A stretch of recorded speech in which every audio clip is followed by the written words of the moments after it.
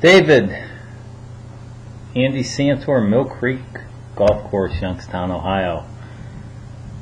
Going to look at split screen comparisons of your two golf swings here. I know they're with different clubs, but and we're talking about this. I think this is the next piece of your puzzle, so to speak.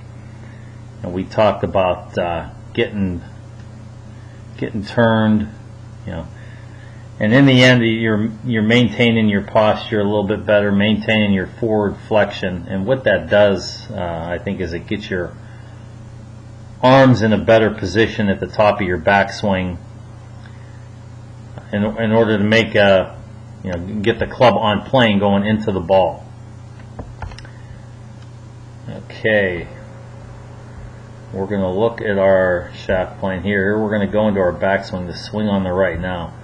Once again, that golf club is riding right up the shaft plane, and can't get any better than that.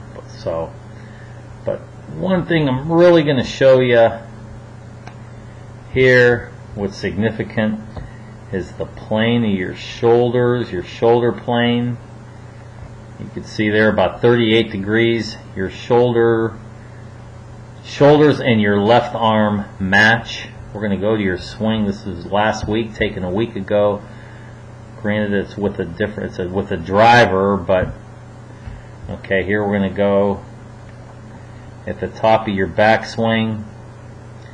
Okay, your shoulders have turned at about 32 degrees, but more importantly, your arm plane, your left arm plane, is about 27. So you can see here, your arm plane and your shoulder plane in the video on the right match much better than the video on the left. And this video on the left was taken a week ago. So I think in the end what happens is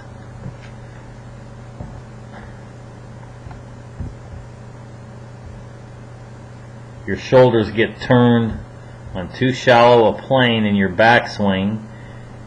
Your arms get a little underneath that, okay? And there you're coming in, that club face is coming in a little bit open, and your arms are going out a little bit too much, okay?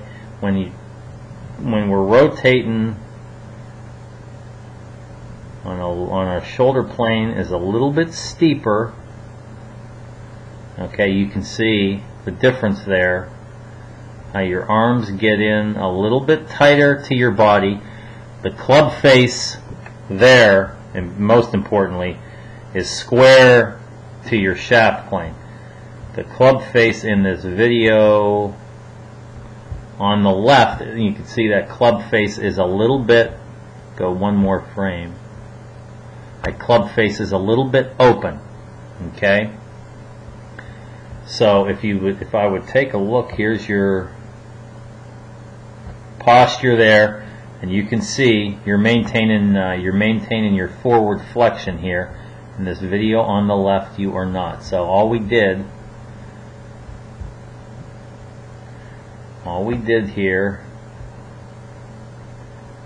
is turn those shoulders on a little bit steeper plane in our backswing, which in your case, the feeling was you were turning your left shoulder down toward the ball more, and you can see how much better you've maintained your posture there. You've kept the club face square, and you were, definitely hitting it more solid. You could see that video on the left, that club face is open. That's what causes, when you go bad, you start hitting it. You start hitting it high right. So in this video on the left, okay, and there you can see the difference there on how we're turned. We're still maintained our posture in this video on the left. The video on the right is much better there.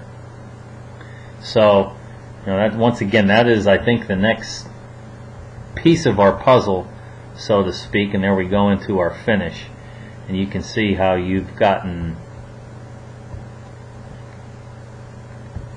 Okay, you've gotten into a good finish there. So I think in your case that's really important.